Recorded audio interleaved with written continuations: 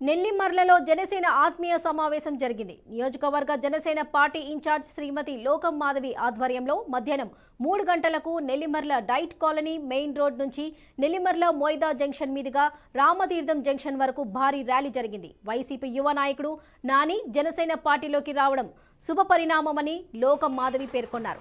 రాబోయే ఎన్నికల్లో నెల్లిమర్ల నియోజకవర్గంలో జనసేన జెండా ఎగరడం ఖాయమని మాధవి పేర్కొన్నారు.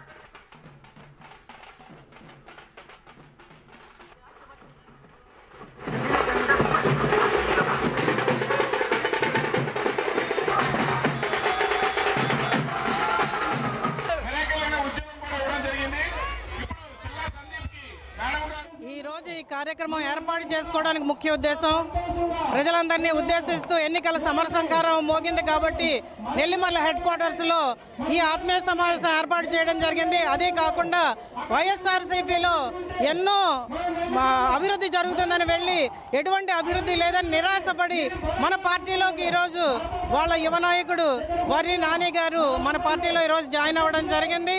ప్రజలందరి సమక్షంలో నేను ఖచ్చితంగా ఇది చాలా శుభపరిణామము. ఈ ఎన్నికల్లో 2024లో నెల్లిమర్ల నియోజకవర్గంలో జనసేన జెండా ఎగురుతుంది.